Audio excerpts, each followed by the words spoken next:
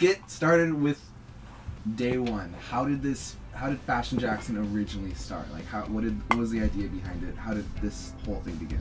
I mean, it wasn't really like an idea or a concrete thing so much as just like it felt almost inevitable. Like, we've all been playing together and known each other like in various kind of forms and like combinations for like years. Like, Matt and I were in a reggae band in high school. Shout out Green Street. Those were the days. 140. An era. Sterling and I never... Well, no, actually, Sterling was the sound guy for that reggae band occasionally. Sound boy, really. You were like 13. Yeah. You were percussion with us at one gig, though. And then Sean and I we did like some... like we were doing like Red Hot Chili Peppers, like 311 type, like... That was an interesting band, but... Yeah, What was the name of the that second... Two Thumbs Up. That was a Tony. Oh, with Tony Yeah. singing, yeah. The second day I actually knew Eddie, we played a gig on Halloween. I met him one day that it was how long was it on, 31st? Yeah. So I met him on the 30th, and he's like, hey, man. Like, our bass player bailed, like, pretty much, like, our reggae band couldn't play this gig, and I was like, yo, like, our bass player and, like, horns, like, bailed, and, like Matt has plans, like, can we do this, like, can we learn a whole set of songs for Halloween? And so, like, me and him and my brother, like, played as a trio, but, like, I guess, like, to bring it back to the main point, like, we'd all been playing for a while, so, like, Sean and Matt had been playing in a couple bands over the past couple years with various people. I'd been living in Boston. I was in a band called The Walk Off, and I'd been going to school, like, a little bit, but that didn't pan out, and, like, I came back, and, like, I immediately, like, I texted Matt, like, the day before I moved back. I was like, yo, like, let's start a band, like... That was a happy day. Mm-hmm. That was fun. I was stoked, but, it took a while to get off the ground. Yeah. I can't say that our work ethic or confidence was anything noteworthy at that point. Like, it was kind of like we were just sitting in a garage, just, like, trying to figure it out, jamming some stuff, but the magic wasn't really there. And, Sterling, what were you up to in that era? Like, what were you doing? Smoking weed. Yeah, literally. I mean, same here. Yeah, Same with that was the us. problem, though. Like, all we did was smoke weed back then. It was like, it was kind of like, you know how how... stealing from Target, you know. Oh my god. Well, you know how it is. It's like you sit, like, when you don't really know what you're doing, it's like you sit around with your friends, y'all smoke weed and you make plans, and then none of it really manifests. Yeah. But, so, I don't know, Sterling entered the fold, and we had one day where it was just like, Sterling and I were chilling at Mass with Matt, and we wrote our first song together, which is She's Alright, because Sterling came up with his bass line, and then, like, we helped structure it, and, like, I wrote some lyrics to it, Sean came up with a killer groove, and from that, I think we kind of understood, like, a process, like, where we take, like, so musically, it's like someone will start with an idea. We very rarely do it where, like, one person writes a whole song and, like, brings it. Some songs, like Gossamer, happen like that, but with something like She's Alright, or let's say, like, It Doesn't Rain in California, it just starts with, like, one or two of us, like, come up with a basic structure or a riff, and then, like, everyone fleshes it out. Like, I'll write lyrics last. Like, we'll throw a melody on there and just kind of... We'll kind of spend the next couple, like, times playing it, just shaping it and really, like, making it a concise idea so it sounds like its own thing. Nice. But, yeah, it's pretty much, like, the process of it.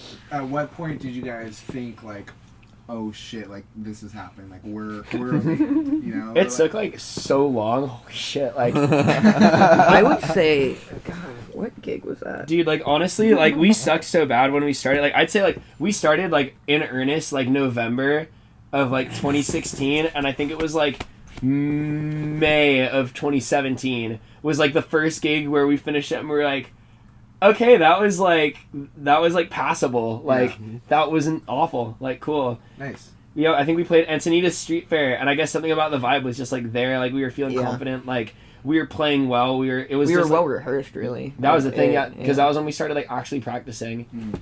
But, yeah, I'd say that was when we kind of became confident. But in terms of, like, this is, like, happening, it's been, like, super recently. It's since we've just, like, kind of gotten organized, because, like, the way we do things is, like, there's kind of, like, a whole team around us. Like, obviously the four of us are, like, writing the songs, but we have, like, a couple friends who are kind of our street team. We have a friend who does all our photography. Like, we just kind of have a group, like, around our band, so, like, it helped, like, the way we kind of come up with ideas, like, we all just hang out in a room together, and it's kind of like throw shit at a wall and see what sticks. Like, what if we promoted the show this way? Like, what if we did our merch like this? Like, how could we make the next gig, like, super cinematic and dope? So, like, and then we kind of just, like, let ego kind of stay outside the room, and we just, like, objectively try and figure out what the best idea is and what the best way to do it is. And since we've kind of implemented that process, we've noticed, like, a better reception from, like, audiences, like, better reception on social media, and it seems like a lot more people are stoked on it. So I want to say, honestly, like, it's really sunk in as of the past, like, 3 weeks, I guess. Gotcha. It's been like, okay, like, we're a real band now. Right on.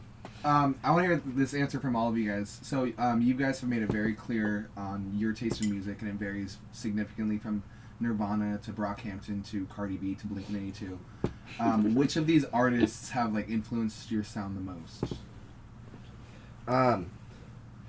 Definitely like Led Zeppelin, but also like Stevie Wonder and like just basically any old Motown. Like as far as for my bass playing, like James Jamerson is a fucking god in like among men, and really just like a lot of like the just underground stuff that's been coming out on like SoundCloud, like random just stuff that like people who don't know how to like get their stuff onto Spotify or whatever, or just like King Cruel is dope. Like, and really, I just all the new music that's been coming out has just put me in such a mood to just create and contribute to like this new revival of like fuck the radio mainstream finally. Right. The rest of you guys?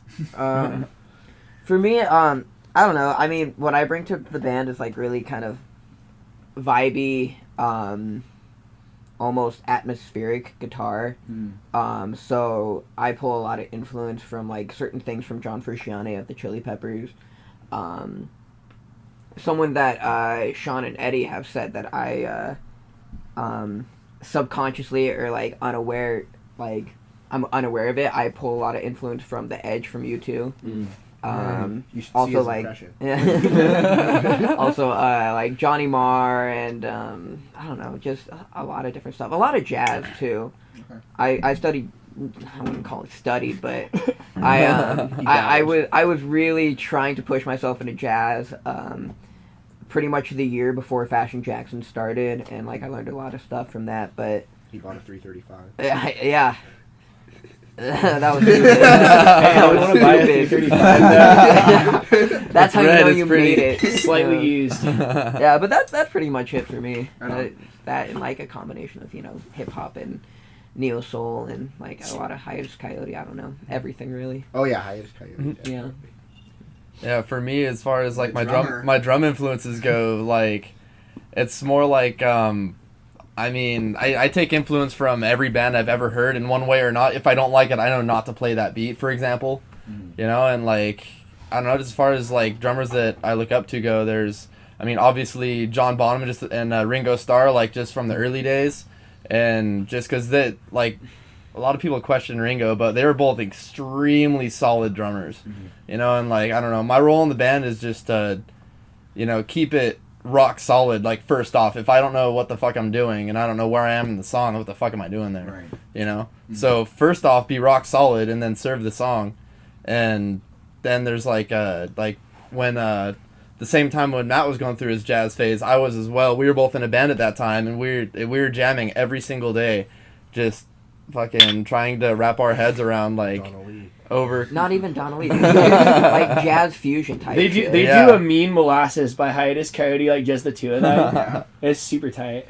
And like drummers like that's when I started getting into drummers like Dennis Chambers, you know, just like the super technical, like really hard to think about like fusion jazz, like rock. Tribal you know? Theory. Tribal Theory is insane, and I started listening to like a lot of Victor Wooten. Victor Wooten only plays with really good drummers, obviously, and just to listen to the pocket between Victor Wooten, the bass player, has with whoever drummer he's playing with at the time is just insane because the chemistry is just there. Like they know where the 1, 2, 3, and the 4 is if they were earplugged and like hands tied behind their back. Like they know where they are on the song no matter what. And like so it just gives Victor the freedom to just do whatever the hell he wants and shred some like insane bass solo nobody's ever heard before. Then the drummer's just sitting there the whole time, not even freaked out about where he's at. Nice. You know? So I don't know, I like to focus on the being rock solid over all else. Right on. Mr. Allen.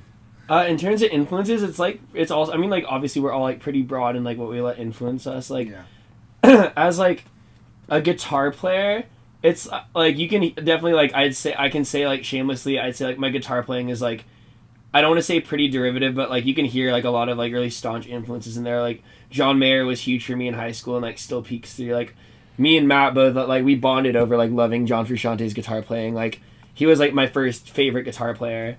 Nile Rodgers is probably like my biggest guitar playing influence though in terms of like being a good rhythm player. I forget the name of this guy. I feel like such a poser, like trying to bring this up, but he was a rhythm guitar player on Off the Wall by Michael Jackson. That whole record, like on Don't Stop Till You Get Enough. Like, honestly, actually, my biggest guitar playing influence is definitely Prince. Because, like, I try and be, like, a good rhythm player, and, like, when I have a, like, minute where I'm, like, playing a solo or something, like, play, like, really short, but just, like, really, like, rippy leads. Like, Matt's lead playing is a lot more, like, I think, like, fluid and dynamic, whereas, like, when I'm playing a solo, it's kind of, like, short, sweet, to the point. So I think Prince is, like, big on that. And, like, in terms of being, like, vocally, there aren't a lot of singers that I like really, both with vocals and lyricism, I really I've tried to, like, develop a really distinct style. Like, I'm still working on, like, being a good singer, obviously, like, who isn't, but I definitely like people like, I think early on, Brad Noah from Sublime and Chris Robinson from the Black Keys were, like, really early influences. Obviously, like, Otis Redding, Sam Cooke, and, like... Arctic Monkeys. Oh, yeah, Alex Turner a little bit. I'd say that more lyrically, though. Like, as a front person, definitely, like, David Bowie, Jagger, Prince, Jimi Hendrix, Freddie Mercury, huge, David Byrne, even people like Grace Jones, for instance. Like, I really dig, like, the imposing, like, center of attention, like, kind of spotlight hogging, like, androgynous, like, classic, like, rock and roll figure. Like, I just think that's cool. Like, it's an easy thing to, like, force, so, like, it took me a while to, like, comfortably, like, be a front person and just, like, kind of own it. But, like, those are people who inspire me, like Beyonce too, like Rihanna. As, like, a producer, definitely, like, Kanye, Pharrell, Tyler, the Creator, some of the guys from Brockhampton. It's, like, all over the place. But, yeah, that's kind of, like, the general spectrum of it. Right on. Now, you're just saying that it took you a while to feel comfortable as a lead singer. How did you get over that? Performing in front of all these people. I guess this could go for all of you. I guess it applies more for the lead singer. How did you get comfortable performing in front of all these people? Well, it was never stage fright. Like, I've been comfortable performing in front of people, like, forever, but it was more like stage presence and, like, just being myself. Like, it's not being in front of people, it's, like, being vulnerable in front of people. Honestly, what it was like utilitarian, because, like, Matt, like, as he evolved as a guitar player, his parts started, like, becoming a lot more atmospheric, and, like, it just ended up, like, taking up enough space to where, like, if I couldn't write a guitar part to it, because, like, he was experimenting with all these different colors and textures that, like, fleshed out the song really well. So I would try and, like, come up with a riff and it would just be too much. So I was forced to not play guitar on some songs. And, like, that was something I've been terrified of, like, for, like, so long. Like, the notion of not having, like, an instrument to hide behind. So it was kind of like, Matt was, like, writing all these crazy guitar parts. I'm just like, shit, like... I'd like, there's gonna be songs I don't play guitar on. Like, what do I do? Yeah. Like, there's something I really want to bring up.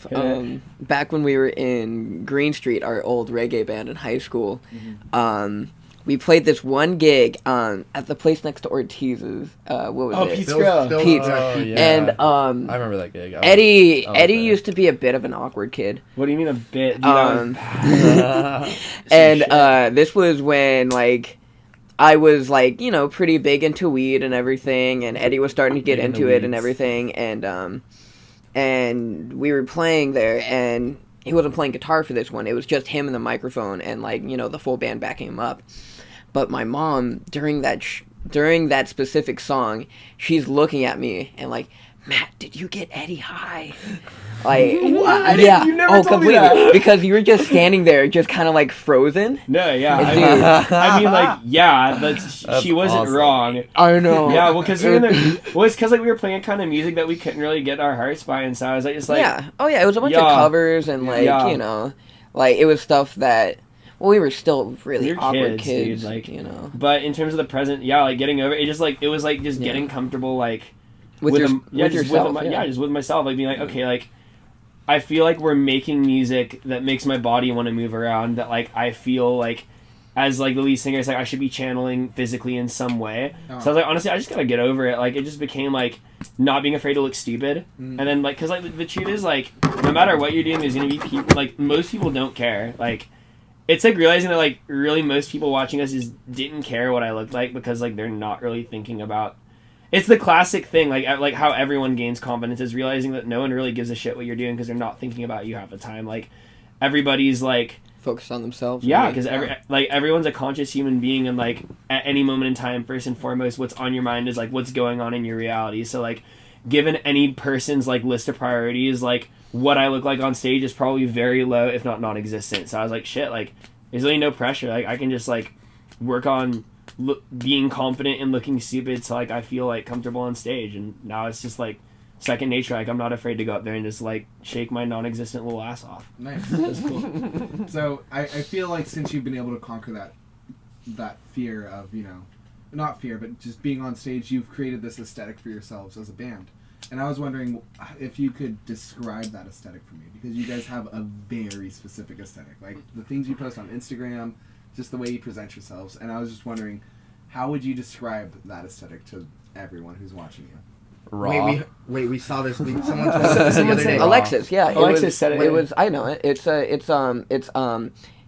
industrial masculine with a touch of femininity. Was But that that's not even all of it. Honestly, like, Yeah. here's the thing: is like our aesthetic doesn't come from like. It's not like we have like a note somewhere. It's like, all right, is this plus this like equals this? It's more like people like this is obviously a little more abstract than the example I'm about to use. But like, let's take like George Lucas. Like, what someone like George Lucas is good at is he like creates a world. Like, look at Star Wars. Like, the reason so many people invest in Star Wars is because there's this whole like universe and like around it that like, whereas there's a lot of like canon in it, there's implicit little characteristics and like facets of it that like make it seem really immersive, because like it's almost like you suspend your disbelief that this isn't real because like you feel so immersed in this made up world. So it's more like we kind of, when we create images and like mess around with colors and framing and like motifs and our like visuals, it's not like something we're necessarily conscious of, but it's more like we can look at things and be like, all right, that fits the vibe we've been doing, and expands on it a bit. Like we're really lucky that our photographer Carlos Garate, he's killer. Like he has the same kind of taste. Is it Garrett? No. Is it Garrett? I was like, shit. I've been fucking that up this whole time. Damn it. No, I haven't. Carlos Garate. But yeah, our homie Carlos, he does our photos. Like I feel like we all share a very similar taste in like what looks dope. So it's not really like a selective or really like cultivated process. It's more like if we tweak this way, and this way, or we put like this in an image, or like juxtapose these things, or like use these colors, like it just fits the vibe. Like I wouldn't be able to describe the vibe in like a sentence or give me a paragraph maybe, but nah. So like it just kind of, it is what it is basically. I mean, I love it. It makes you Thank guys you. look so just comfortable on stage. Your last tweet, bitch, I hope the fuck you do. I saw that and I was like, damn, that's some cool ass shit, Our Twitter is I just hope they shit do posting. too. I hope they do too. Yeah, our Twitter doesn't really have an aesthetic though. It's like we realize like honestly like, shit post till you die. well yeah, because it's like Twitter died a long time ago, so no, dude, just pop it. No, it's like with our Twitter, it's like, so with Instagram, obviously people go on Instagram like to see cool shit. It's like the whole premise of Instagram is photographs. So it's like with that, you're a lot more not pressured, but you're gonna do better on Insta if like you really focus on like cultivating aesthetic. Whereas like you don't go on Twitter to like hear about your like favorite bands, like gigs, or like see cool pictures. Like you go to like find like funny shit that's like ridiculous or relatable. So like I was like, honestly, if we're gonna make our Twitter productive, like we have to just shit post on it. Like You guys are in charge of all social media? we kind of play various roles in it. It just depends on the platform. Well, yeah. But Eddie- we all are. yeah, we all contribute definitely. Yeah. Yeah. Eddie manages a lot of like the picture posting and stuff like that. And lately he does the shit posting I on do the Twitter that Twitter. we're talking about. We don't outsource it though. That's for Yeah. sure. Okay. Yeah, we keep it within us. Yeah. Good. Always. Now, next month you guys are working on a new album, right? Yep. Do you have any details that you can share with us about it? How's it going to be different from your last couple of EPs? Focused. Focus? Yeah, pretty much. I mean, that's something like we were talking with me and Eddie were talking with this one guy who's worked in the industry for a long time, and the main thing I pulled away from talking with him is really just be more concise and I don't know, focus your energy into portraying who you are as a band instead of just like going for anything really. Yeah. Throwing shit against a wall and seeing what sticks. At the same time, though, we recognize that like eclecticism is like a really big Oh. part of our identity. Yeah, which is part of our focus too. Like Exactly. So Yeah. it's like, if it makes any sense, like part of it, like we'll be like focusing the sound and like the visuals and like the overall just style. Whereas still like highlighting the fact that we are like diverse in like what we're capable of doing. I think also like sonically, it's gonna be mostly a lot more focused. Like you'll hear like a lot of similar motifs like throughout songs. It's like if I were to describe our band, it's like we're pretty sonically consistent in like the palettes of sounds we kind of like pull together to make a song, but it's like we just like take those sounds and ideas and just apply them to different styles. Like we like to show people that we can do like R&B, like hip hop influenced stuff, but also do like your garage rock, like your funk, like the indie Postmodern stuff, 80s shit. like the 80s like new wave kind of thing. It's like we like it's taking just like, and I feel like any good like debut album, they're doing that. Like you take like people like the Strokes, like the 1975, like the Beastie Boys, like really good debut albums. It's taking a sonic palette that's very concise and like representative of a band's identity and just applying that to kind of different like styles and like approaches. Like, oh, what if we like took this palette, it's just like painting different pictures with like similar colors, I guess. Right. You guys do a lot of covers. Well, we've been, not a lot, but we've been to a few shows and we've heard a couple of covers. Is there a certain cover that's like your guys' like all-time favorite? We're all kind of sick of covers, actually. Are you? Yeah. Yeah. Sometimes there's some that are fun. Like I still like doing Hay, though. Hay's fun. Hey, Hay's yeah, good. Pixies Hey is really fun. Yeah. And Brown Sugar by D'Angelo, that's always a As long as funky, Jake groovy Nuffer's one. there. Yeah, as long as Jake Shout, Nuffer's shout. in the building, you're getting on. Shout, Brown shout, Sugar. Jake shout out Nuffer, Jake real Nuffer. quick. Whether Yeah. you like it or not, learn another song and we'll play it with you.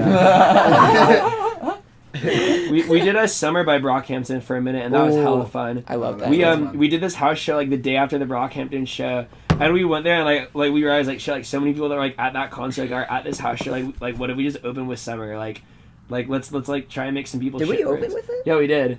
So we played it and everyone's like like okay, they're covering Brockhampton, so like that was fun. We ended up loving playing that song so much so that we're like, all right, we're turning this cover almost into like canon within our set. Like that's no go. Like Yeah. we need to just cut it. Like I was really sad about it was it. a bittersweet goodbye, Yeah. but Gotcha. it was an era. But all good things must come to an I think end. Summer was my favorite, though. That was fun as fuck. Occasionally we do Lowrider.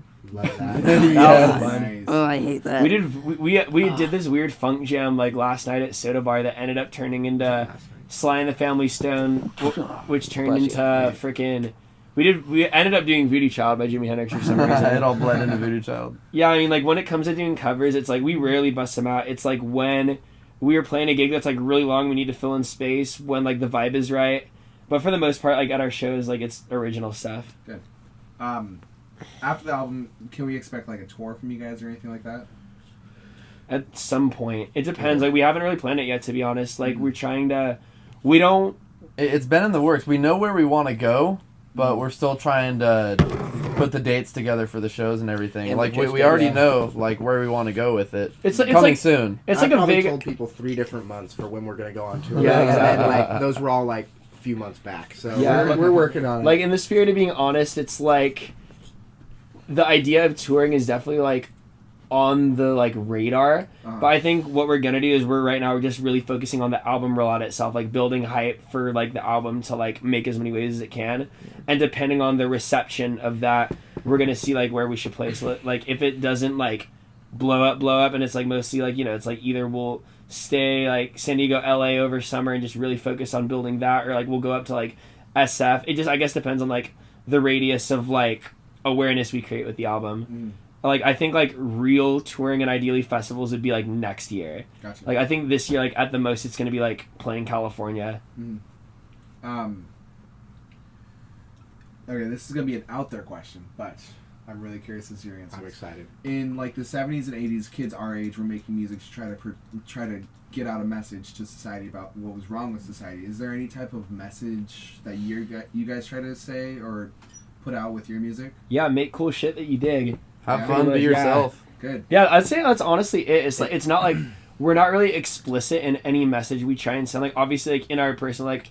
We also really believe that if you have a platform, like, you should use it for social good. Like, we make a point to, like, individually, like, speak out on issues we're passionate about. Like, things like that. In terms of our band, though, having a cohesive thing, it's not, like, there's not really, like, a general message or, like, kind of agenda we're preaching. It's more, like, we're taking what we do and we want to present it in a way that shows, like, other people, like, shit, like, you can make really good art that, like, feels gratifying to you, just, like, being yourself. Because, like, I think we all spent a lot of time just like making music because we felt like we had to, like, oh, you got to make this kind of music to be successful, or like I got to make this kind of music to feel good about myself, or I got to dress like this or do this and that. And like people get so caught up in it, and it's like you see it in the local scene too. It's like so many of like not to talk shit on the scene, like so many of the bands like sound the same. It's like everyone dresses the same sounding like surf punk music, like the same formula, same people at all the shows, and it's so like it's so clear that it's more about like the scene than like the actual creation of the music. And it's like really ironic too, because like you have all these people like acting like there's some kind of counterculture, when in reality it's like they're very ironically just becoming the same thing that they pretend to be preaching against. Like you're just creating like a new clique of like what's cool, and that like so you can exclude people. Whereas like honestly we're bigger on just like we never felt like we fit in with that. So we just hung out in our little space and we just made shit that we liked for the sake of making it. And like we want to show people that shit, like if you feel like you don't fit in, or you feel like what everyone else is doing like doesn't apply to you and you feel ashamed of it, like don't. Like just get together with people you really love and vibe with, and like make shit you're proud of. And from doing that, we've actually, like, the shows we've been playing more recently, we've actually, like, been finding a lot more bands that actually, like, have branched out and are making, like, something other than just some surf punk, or just just something you've heard before, because that's what is popular, that's like what they know they can do, or whatever it may be. But they're actually like making something like new and original and of their own, an extension of themselves. Now, Gossamer, one of your biggest songs. I'm dying to know who or what inspired that.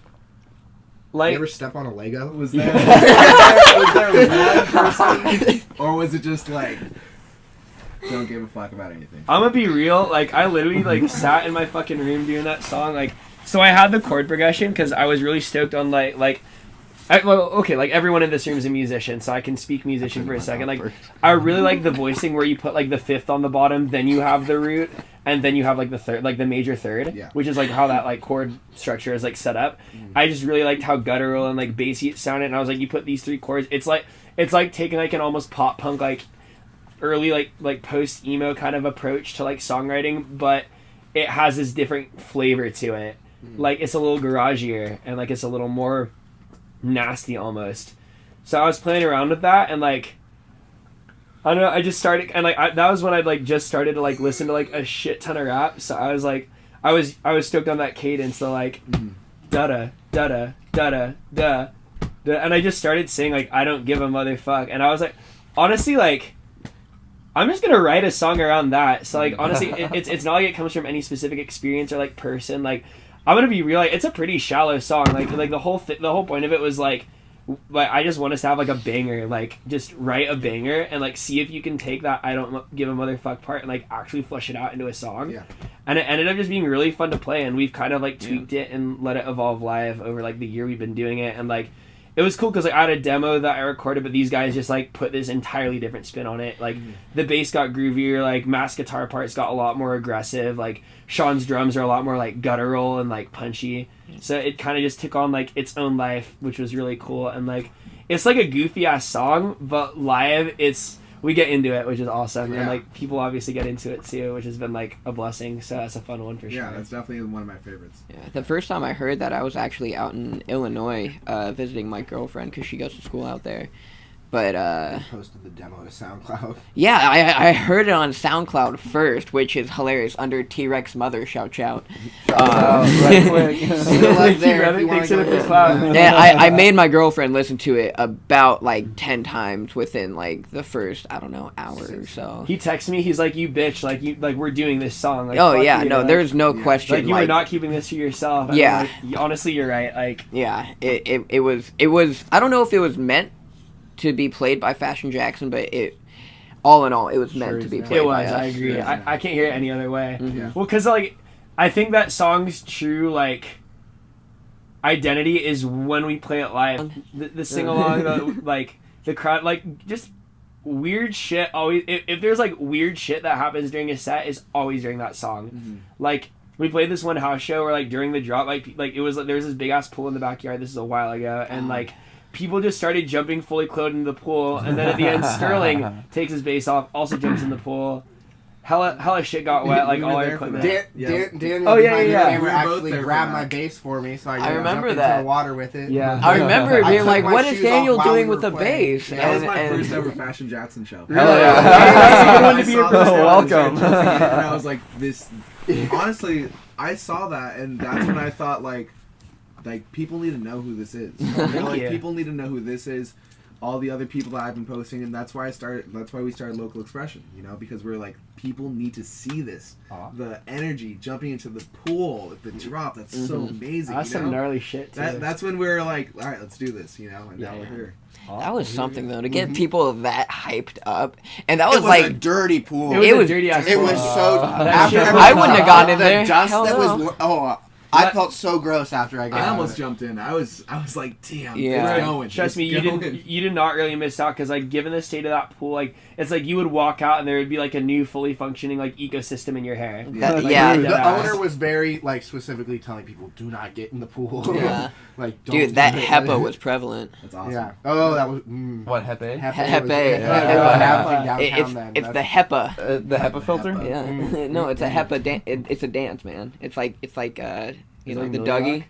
but Oh, it's so like the that- stanky leg, Stinky. but the HEPA. Is there like one show that sticks out to you guys that you've like that was just really amazing? I was just I mean, that was one. Dude, honestly, Lestats like 2 Lestats, days like, ago. 2 days Yeah. ago, Bro, yeah. okay, that was a trip. That was like okay, like all the shit we've worked for like over the past year, like it's really starting to like manifest. Yeah. Cause like I mean we played like shows at Soma before, where like we had like a big line like to go, but that's because like every band like that we played with like had a crowd. Whereas like this show we were hosting our friends Jacksonville Kid from Boston because they were like playing some West Coast shows. Shout, Jacksonville Kid. Yo, Jacksonville Kid. Actually, seriously, check out Jacksonville Kid because they're one of the most badass like bands we've ever played Yeah. with. Like they're hella cool. Like yeah. definitely look them up. Like, but then our friend Mia Garcia we got to open to, and she hadn't even like played a show solo before. She mostly works as a producer. Also, shout out Mia Garcia. Shout. But so it was kind of like two artists that like would bring some friends, but it wasn't a huge following. So it was kind of mostly up to us to like pull people. So of course, I mean, like as much as like I'd like to think we're pretty realistic and like not necessarily pessimistic, like we know and can feel confident when it's like okay, like we've done a good job promoting this, like people will show up, and we figured like okay, like some people should come to this, but there's always that nagging paranoia in the back of your head, like oh, like, what if just no one fucking shows up? And like I went outside and there's like a line like around the block, and I'm like wow, like fuck, like that's for us, like what the shit, like is this like our like this is our reality, like we've created, like it's just so surreal and like cool, and like that people like whose faces we don't even recognize now are like coming, like that it's not like oh I'm going to see with my friends band, it's like people think of our shows as like a real concert, which is like so I don't know, Rewarding. like, dude, yeah, like that's the shit that like I've always wanted to feel like that, you know. It's like we're starting to like cross off little bucket list items, which is like really exciting. Yeah. So that show was great. Like it was such a good crowd too, because like everyone showed up like right on time for Mia to start. Like for her set, everyone was just like really into it. She held them really well. Jack's Kid, definitely because they're a little bit out there. Like at first, people were definitely kind of like, "What's this?" But they were like a really open crowd, and by like the third song, everyone was They're just so like tight. they're so tight. Yeah, Oh they're my so God. tight. It's people were just like fucking flabbergasted by that shit. Like they were just I was. yeah, dude, seriously. Like so, and then like when we were playing, obviously like the crowd like knew all the songs, like they were super reactive. Like there was a weird like dance pit type thing going on. Like it What was just a song was good that on? vibe. Like what's what? What song was that on? I only kind of Deep glimpsed Breath, of I it. think. yeah. I think Deep Breath. Probably Deep Oh Breath. yeah. Yeah, it was just it was like cool seeing like a packed room of like a crowd that like were obviously like fans of our music, like reacting, like having a good time, and like it was also because like when you play shows, like especially smaller shows, like what we're still playing, the idea in a crowd of like the individual is a lot more apparent. So it's like it's harder to get like usually with bigger crowds they're a lot easier to like interact with because there's so many people, they all start to kind of adopt like similar mentalities and mannerisms and reactions whether they notice it or not. Whereas like in smaller rooms, like it's different little social cliques that act differently, and your challenge like as like a front person is, and like as a band in general actually, is to really get them all together and get in and get them to respond as like a singular entity. But it was like we didn't even have to I was just like okay, we're playing the stats, small room, like there's gonna be some work. Like we got up there and the crowd was just like ready to go. It was just there was already like a perfect dialogue between like us and them like from the second we walked on stage, which was awesome. Awesome. So I think like as a performance that sticks out like the most. Nice. So these next set of questions I have are on the lighter side, but I want to hear from Eddie last. Zips. I'll applaud to that. All right, so 4 words to describe Fashion Jackson. Ah, Each fuck. one gets one. Starting with Sterling. Just one word. Dumpster. Okay. Fire. God damn it. No. Come on, Eddie, don't do us good, man. Juxtaposition. I mean that works. Honestly, We're gonna need some post editing in that, so it just says juxtaposition. And that. Yeah. Can you like put that right I'm like here? trying to think. Honestly, just yeah. Yeah. Oh god. Yeah. He did it. He did it. He did it. Out of obligation, I had to say fire. You're welcome. Thank you. You get it. Okay. Dream person to open for. Sterling. If you could just open for anyone.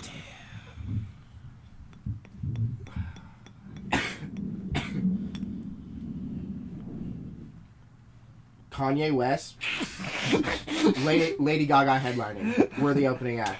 Kanye West is before Lady Gaga. Yeah. Dude, That would be a lineup. I would shit my britches if we got on that bill. dude. Wow. Man. And it's also the Super Bowl halftime show. Yes. Hosted by SNL. Yeah. Oh my god. With a special guest flyby by Jimmy Fallon. And the Blue Angels. He's just in one of those. Oh, you don't even know he's there. No. It like halfway through the set on one of the big screens in the Super Bowl, it just shows like Jimmy Fallon like in one of the planes, And like, the airplane just looking down. It's like, hey guys, hey, later, bye. Oh, okay, I'm going. Oh, that's yeah. cool, later. So is that for all of you? No, that's Yeah. I mean, I do That's love it. that though. That's like a close second for me. For me, I think, I think it would be us, Brockhampton, and then Tyler, the creator, headlining. I think that would be fucking. Even though like our music does not, doesn't sway towards the hip hop realm a lot at all. Like there are like a couple little things that you can notice from our songs. You might have heard I Got Smoked. Yeah, I mean, Doesn't count that. I got smoke. Intro interrupted. Second half, but no, I just that would be such a dream for me because Tyler the Creator, his what he's evolved into is like really, really important to me, and that's a big influence for me too. And Brockhampton is just fucking kick ass. Mm-hmm. I love you, Bareface. Opening up for Queens of the Stone Age at Madison Square Garden. Damn. Fucking. Not the Super Bowl. Their last album, The Little their League World last Series. album, I really like that. Really Yeah. good. That was good. Their That was a last good 2 albums were insane. Yeah. Like Clockwork is my favorite. So. Just Queen of the Stone Age. Anyone else? No, just us 2. Just us. We don't need anybody else. Just. I'm yeah. changing Super Bowl to Little League World Series. Wait, do they have a halftime show for that? No, we're gonna make one. First one. There will be. You act like Lady Gaga and Kanye West came to Little League World Like, there Series. would- No, Yeah, I'm no, honestly, let's do the halftime I'm show. honestly They just considering entering. just us though. I think that'd be freaking that'd be freaking kick ass, dude. Oh my god, dude! Although those kids are way too freaking big, like 12-year-old, like that's 6'4". Come on, get out of here. All right, honestly, hear me out. So it's like Madonna, like headlining. We go on right before Madonna and the Tupac hologram from that one Coachella opens. 2012. Yeah, like we maybe get like Moby to open it. Like he gets like Moby gets like a 25-minute set. Then Tupac hologram gets like an hour. but he does like Only God Can Judge You like 6 times, and then does California Love like with Snoop Dogg like until like he's supposed to get off. Then we play like. We do like I Got Smoke and like Gossamer, like, but we do Gossamer by plugging our phone into the sound system and just like screaming over it. And then Madonna just like does her set. And just Why a normal Madonna? set. No, and maybe Madonna like circa 1995, but like. No, current Madonna. Oh God. All right, this might be a hard one. Best California burrito in San Diego. Ortiz's. Ortiz. My guys. Can it be a breakfast Dude, California? everyone- though? Everyone to Wait, that. wait, Breakfast wait. California is good and all that. He said regular talking California. Ortiz. Yeah, shouts the fuck out Luis though. Like I think he knows like all our orders by now. Hell yeah. Oh yeah, dude. Conga with carnitas. All right, what are your guys' spirit animals? Sun bear. Sun bear. Sunday. That was That's a good really one. quick. Okay, he knew that one. Been waiting for that question all night, dog. He was thinking, what questions is he gonna ask me? What is my spirit animal? I've I known was my. thinking something. I know. Sun bear. You ever Okay. look at a picture of one? Like, wow, beautiful creatures. Yeah. I'm way too curmudgeonly to be a dog or anything. Yeah. I'm like a groovy penguin. Groovy penguin. Groovy Penguins penguin. don't got none of this though. Not yet. Fair. Okay. I feel like Matt is like a groundhog that's been like woken up by like construction early in the morning. And it's like nowhere near Groundhog What? Day It is not Groundhog Day. at all. I was mad. I'm not that curmudgeonly, dude. Yeah, that. Come on. Fine, woken up by like people, neighbors yelling. I just don't like the groundhog thing. I don't think I'm. Fine, you're Wait, not a fan of Bill I Murray? am way, dude. I'm a fucking peacock, and you fucking better let me fly. Oh my. They don't. Yeah, about that. Oh, you haven't heard? All right. Well, while Matt looks at peacocks on Wikipedia. We'll let you do whatever you want. Not that you're able to, but Hey. Dude, honestly, do you like plants count? Because like I've been compared to an asparagus like a lot more than I have like any Yeah, if you want to animal. get asparagus. They're living. They're alive, yeah. No, Yeah. I'd say I'm honestly an asparagus. Oh my god, I There love is. it. You know, I love it. Or like a leak. Oh yeah, like you don't want to be a leak. Okay, I'm gonna say a couple of words, and I just want to hear you guys' first thoughts on them. Okay. All right. Vegemite. what? Sandwich. Oh, Do you have any? Ah, no. Never again. Fucking hell no. All right. Bad things. Golf. Wait. Yeah. I'm saying the first thing that comes to my head. Tiger. Okay. Sex addiction. Fruit. Salad, yummy, A yummy. good mango. I was gonna say melancholy, which doesn't make sense. No, pears. Pears. Just pears. Okay. Sublime. With room. Doing Yeah, too with much. Rome. Oh. That's exactly what got to me. First thing with Rome. We're good there. No, Bradley, dude. Obviously Bradley. Come Bro, on. we already listened to Rest last night. Like this is a downward Oh spiral. my god. Russ is underrated. As long as you don't follow him on Twitter, like Yeah, he's don't follow him on terrible. Twitter. That's just Wait, is it over or underrated? The Pitchfork Underrated. over underrated. Yeah. Oh, over under. Fuck yeah. Pitchfork. Over underrated. Yeah, we're not doing that. We're not doing No, that. not gonna rip off We're not another. ripping off. they're Yeah, okay. literally stealing Brockhampton. Not stealing because it's a creative art style or whatever, but they're kind of Pitchfork? Pitchfork. If you go look at their like best of 2017 things, it's fully like their like the video thumbnails that they have on YouTube. They stole that same style, but they don't give Brockhampton good ratings. Well, yeah, they love their art style. Oh, that's shit. No, yeah. Yeah. It's, what's like? I feel like they like the way Pitchfork. I feel like reviews music is it's not based on like objectivity or even like a really in-depth listen. It's kind of like, okay, what's the most controversial opinion about this popular artist or rising artist I can write about that'll have at least some meat and facts to back it up. And like they're like, oh, like every like Brockhampton's coming up and is almost like universally acclaimed. Like, haha, we're Pitchfork. Let's just like find a way to shit on him. And then it's like, of course, like everyone's like, no, like fuck that. Like Brockhampton is like. You can't say anyone's like objectively good, but like I feel like I have yet to meet someone that like really doesn't fuck with what they're doing.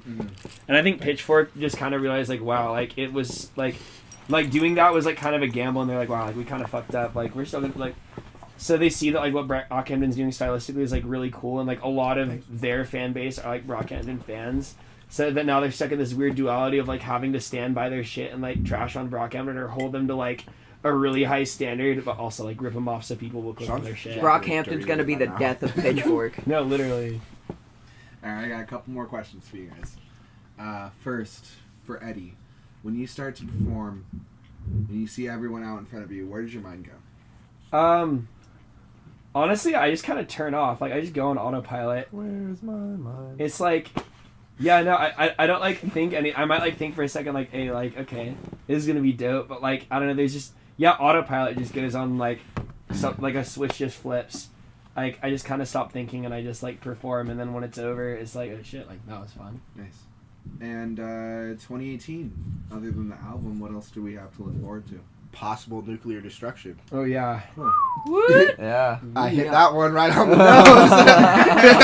nose. Amen. Music videos. Hmm. That's gonna be fun. A new album. He. You just said. That is.